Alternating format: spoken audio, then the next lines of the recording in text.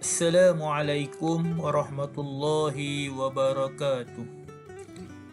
Bertemu lagi pada hari ini bersama Ustaz Muhammad Faizal Mak Desa. Okey, kita akan belajar pada hari ini Pendidikan Islam tahun 3, tajuk Kefahaman Surah Al-Fatihah. Kamu boleh rujuk buku teks muka surat 26 hingga 29.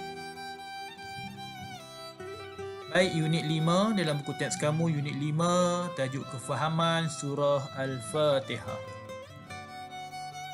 Baik, mana kita tahu bahawa surah Al-Fatihah kita wajib membacanya di dalam solat. Okey. Seterusnya kita juga boleh membaca surah Al-Fatihah selepas kita solat, iaitu sebelum kita berdoa ataupun selepas kita berdoa. Yang ketiga, kita boleh membaca surah Al-Fatihah ketika masa lapang. Okey. Ketika masa lapang kamu tak buat apa-apa, kamu boleh membaca surah Al-Fatihah dan kamu boleh mendapat pahala. Okey, selain daripada 3 situasi yang ditunjukkan kepada kamu, terdapat juga beberapa situasi yang lain. Contohnya ketika kamu hendak memulakan membaca buku ataupun untuk memulakan pembelajaran kamu bolehlah menadah tangan dan membaca surah Al-Fatihah. Selain daripada itu juga, kamu boleh membaca surah Al-Fatihah ketika mana kamu ingin memohon pertolongan ataupun petunjuk daripada Allah Subhanahu wa taala, supaya mudah-mudahan Allah mendorong kamu, memberi taufik dan hidayah, dan juga memberi petunjuk kepada kamu jika kamu menghadapi sebarang kesulitan. Baik, itu merupakan beberapa perkara yang kita boleh membaca surah Al-Fatihah. Seterusnya kita lihat pula kepada pengenalan surah Al-Fatihah. Okay. Yang pertama, surah Al-Fatihah ialah surah Makkiyah. Okey, surah yang diturunkan di Mekah. Okey, terdapat 2 tempat diturunkan Al-Quran. Yang pertama di Mekah dan juga yang kedua di Madinah. Okey, yang seterusnya kita lihat pengenalan surah Al-Fatihah. Surah Al-Fatihah mengandungi 7 ayat. Okey, surah Al-Fatihah mengandungi 7 ayat. Yang ketiga, Al-Fatihah bermaksud pembukaan.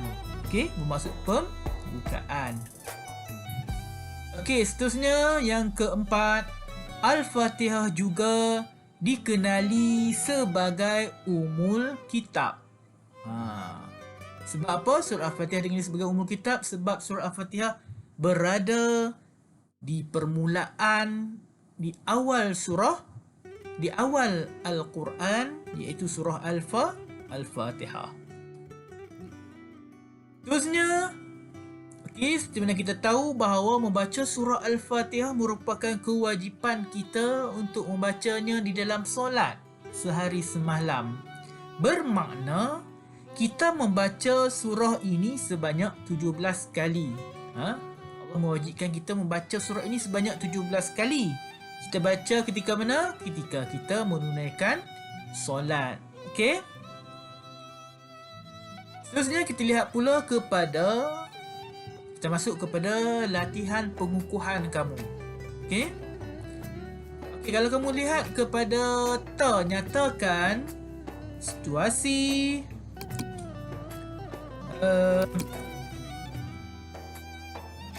lihat kepada situasi, nyatakan situasi yang sesuai ketika membaca surah Al-Fatihah berpandukan gambar yang diberi. Yang pertama, tadi Ustaz dah cerita dah kepada kamu, kita membaca surah Al-Fatihah di dalam solat. Okey? Okey, kamu boleh buat jawapan dalam solat. Okey, yang kedua, kita membaca surah Al-Fatihah ketika selepas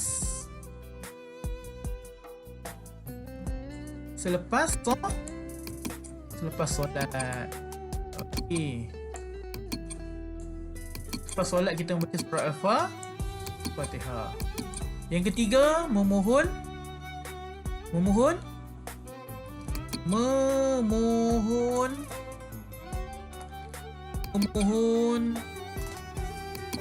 pertolongan Allah.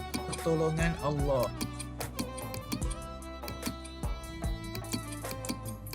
Pertolongan Allah. Okey. Yang keempat, kita membaca surah Al-Fatihah sebelum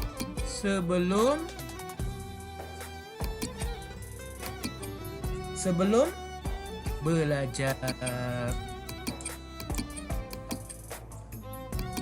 Okey, ini ialah jawapan latihan kita tentang situasi kita boleh membaca Al-Fatihah. Okey, seterusnya kita pergi ke latihan isi tempat kosong dengan jawapan yang betul. Okey, yang ini berkaitan dengan pengenalan surah Al-Fatihah. Yang pertama, surah Al-Fatihah merupakan surah Makiyah. Okey, jawapan dia surah Makiyah. Surah ini dikatakan surah Fatihah kerana membawa maksud. Tadi kita kata apa? Al-Fatihah maksud pembukaan. Okey, nombor 2. Nombor 3, membawa maksud pembukaan iaitu surah yang pertama. Okey, surah yang pertama dalam susunan Al-Quran. Okey, yang ketiga, nama lain bagi surah Al-Fatihah ialah Ummul Kitab. Okey. Dan keempat, salah satu kesempurnaan, kalau kita tak baca surah Al-Fatihah tu dalam solat, maka tak sempurna solat kita. Itu jawapannya ialah solat. Yang kelima, kita wajib membaca sebanyak, tadi kita kata berapa kali? 17 kali sehari semalam, sama-sama kita fahami serta hayati makna dan isi kandungan. Okey, sekian dahulu untuk pembelajaran kita pada hari ini. Sekian, wabillahi taufiq wal hidayah. Wassalamualaikum warahmatullahi wabarakatuh.